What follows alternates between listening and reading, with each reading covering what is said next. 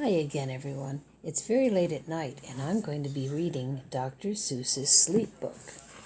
Now, the book tells us that this book is to be read in bed. Well, how about I read it in my kitchen and you listen to the story in bed? This is the silliest bedtime story ever.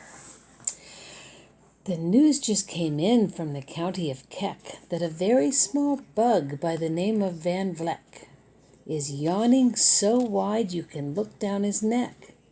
This may not seem very important, I know, but it is, so I'm bothering to tell you so.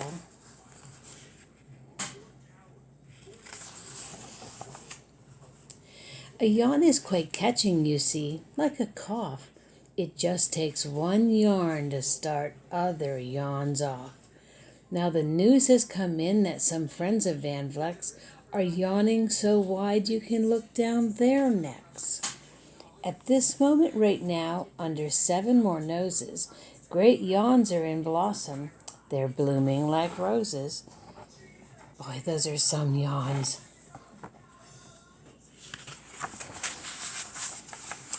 The yawn of that one little bug is still spreading.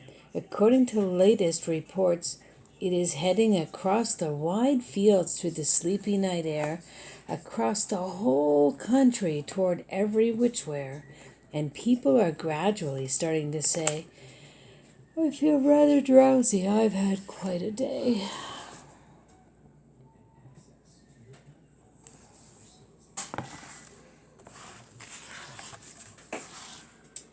Creatures are stirring to think about rest. 2 Biffer birds are now building their nest.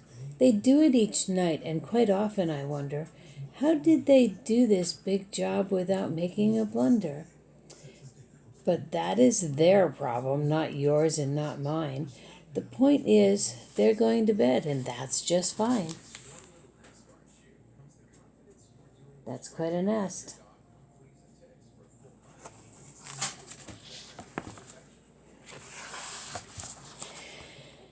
Sleep thoughts are spreading throughout the whole land. The time for night brushing of teeth is at hand. Up at Herkheimer Falls, where the great river rushes and crashes down crags in great gargling gushes, the Herkheimer sisters are using their brushes. Those falls are just grand for toothbrushing beneath, if you happen to be up that way with your teeth. Imagine brushing your teeth under a waterfall. Oh my. The news just came in from the castle of Krupp that the lights are all out and the drawbridge is up. And the old drawbridge drawer just said with a yawn, "Oh, my drawbridge is drawn and I'm going to stay drawn. Till the milkman delivers the milk about dawn. I'm going to bed now, so nobody better come around with a special delivery letter."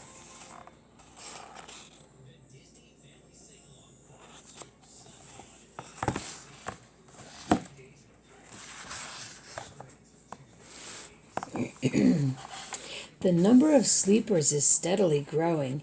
Bed is where more and more people are going. The Culpeper Springs in the Stiltwalkers' Hall, the Stiltwalker stilts are all stacked on the wall. The Stiltwalker walkers have called it a day. They are all tuckered out and they're snoozing away. There's very big news it's important to know, and that's why I'm bothering to tell you so.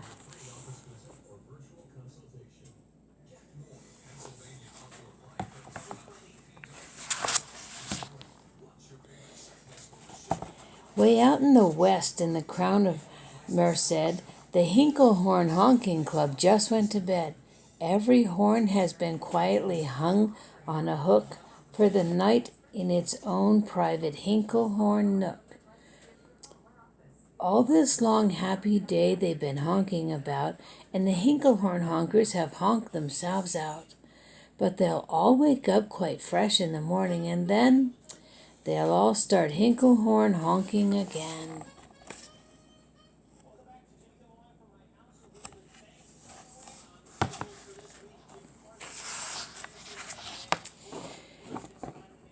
Everywhere creatures are falling asleep. The collapsible frink just collapsed in a heap, and by adding the frink to the others before, I'm able to give you the Who's Asleep score. Right now, 40,404 creatures are happily, deeply in slumber. I think you'll agree that's a whopping fine number.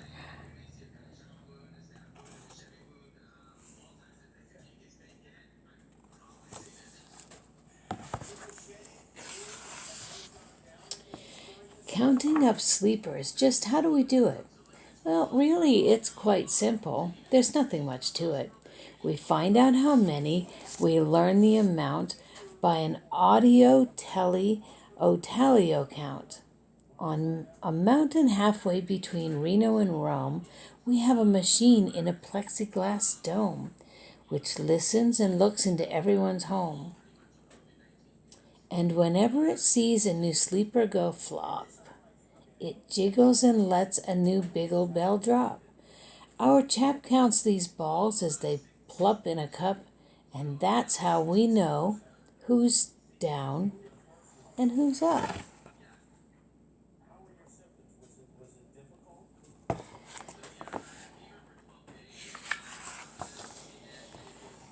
Do you talk in your sleep?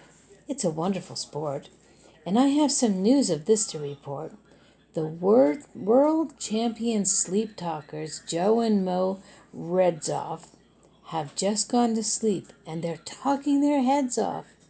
For 45 years now, each chattering brother has babbled and gabbled all night to the other. They've talked about laws, they've talked about gauze, they've talked about paws, and they've talked about flaws. They've talked about quite a lot about Santa Claus. And the reason I'm telling you this is because you should take up this sport. It's just fine for the jaws. Do you talk in your sleep?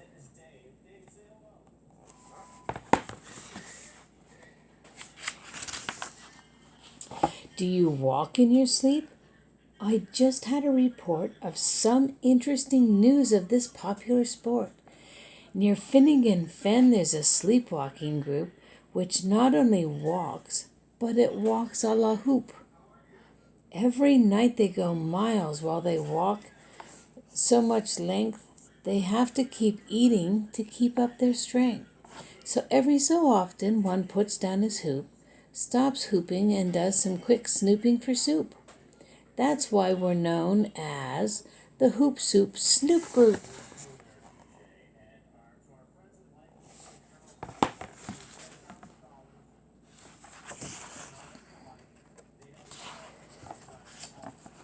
Sleepwalking, too, are the curious crandalls who sleepwalk on hills with assorted-sized candles.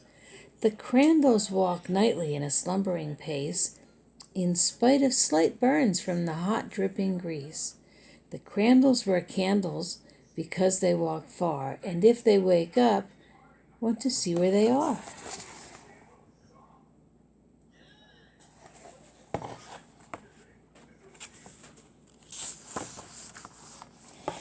Now the news has arrived from the Valley of Vale that a Chippendale mupp has just bitten his tail, which he does every night before shutting his eyes. Such nipping sounds silly, but really, it's wise. He has no alarm clock, so this is the way he makes sure that he'll wake at the same time next day. His tail is so long he won't feel any pain till the nip makes the trip and gets up to his brain. In exactly 8 hours, the Chippendale mupp will at least feel the bite and yell, "Ouch!" and wake up. Look how long his tail is.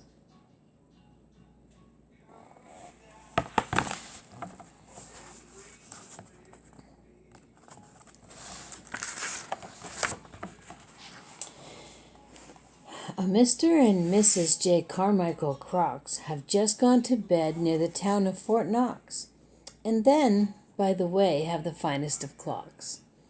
I'm not all that sure that I quite understand just how the thing works with that one extra hand, But I do know this clock does one very slick trick. It doesn't tick-tock. How it goes is talk-tick. So with ticks in its rocker and talks in its ticker, it saves lots of time and sleepers sleep quicker.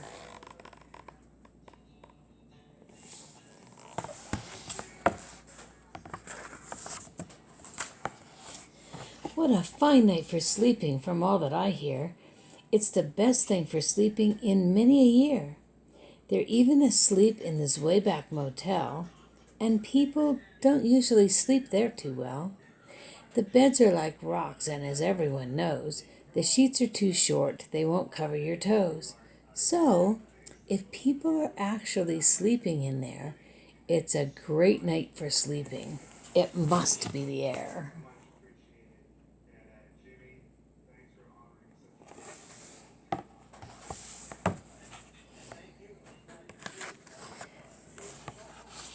It's a great night for snores. I just had a report of some boys who are tops in this musical sport.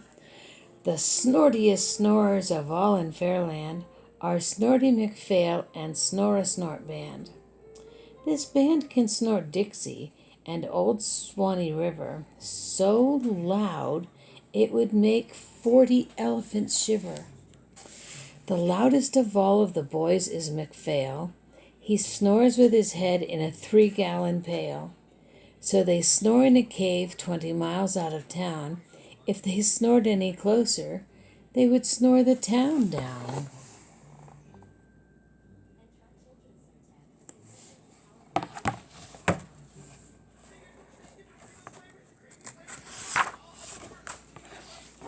Do you know who's asleep out in Funi Laguna? 2 very nice Funa Laguna baboona. We've added them into the Who's Asleep count, which has grown to a really amazing amount. Exactly 8,808,000 creatures are sleeping now. Isn't that great?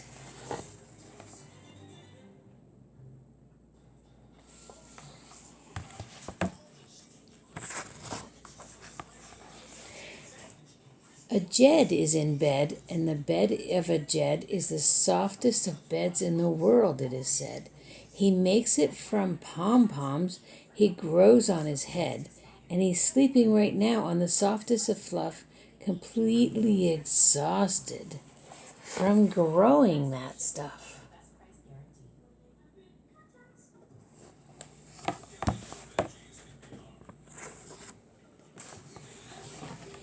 The news has come in from the district of Doffet that 2 oft are asleep, and they're sleeping aloft. And how are they able to sleep off the ground? I'll tell you, I weighed one last week and I found that an oft is so light it weighs minus a pound.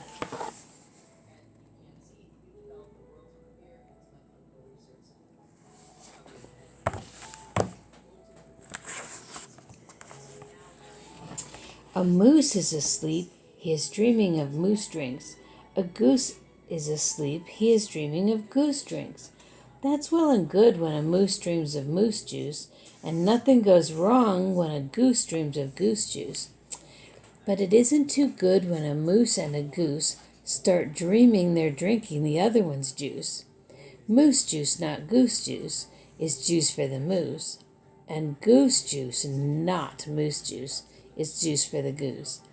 So when goose gets a mouthful of juices of mooses, and mooses get a mouthful of juices of gooses, they always fall out of their beds screaming, "So, I'm warning you now, never, ever drink in your dreams."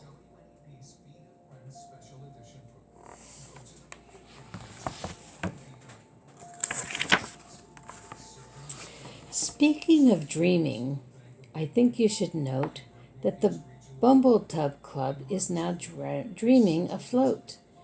Every night they go dreaming down Bubbletub Creek, except for one night every 3rd or 4th week when they stop for repairs 'cause their Bumbletubs leak. But tonight they're afloat full of dreams, full of bliss, and that's why I'm bothering you with this.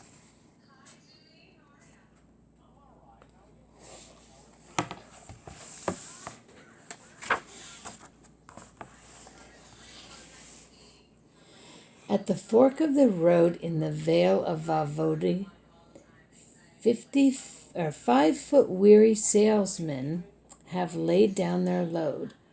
All day they've raced around in the heat at top speeds, unsuccessfully trying to sell zizzerzu seeds, which nobody wants because nobody needs. Tomorrow will come, they'll go back to their chore. They'll start on the road, zither-zoofing once more. But tonight they've forgotten their feet were so sore, and that's what the wonderful nighttime is for.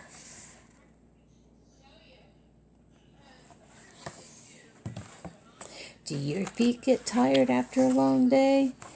Time to rest your feet. Everywhere creatures have shut off their voices. They've all gone to bed in the beds of their choices. They're sleeping in bushes, they're sleeping in crannies, some on their stomachs and some on their fannies. They're peacefully sleeping in comfortable holes, some even on soft-tufted barbershop poles. The number of sleepers is now past the millions. The number of sleepers is now in the billions.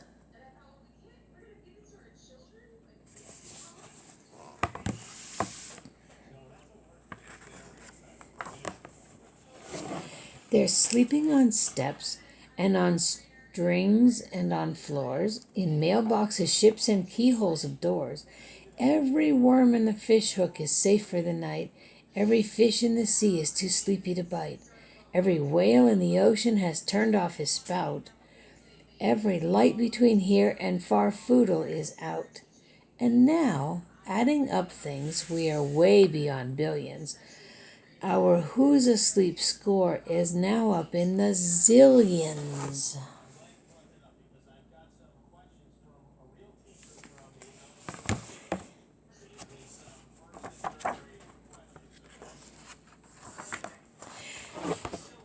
$99,000,000,9,000,000,002 creatures are sleeping. So how about you? Are you getting sleepy?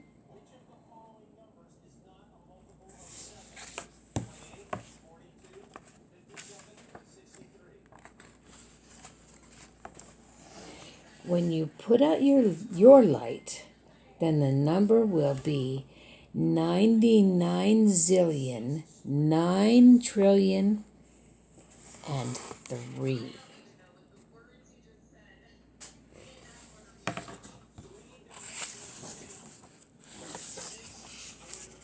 Good night from Marmee and Dr. Seuss.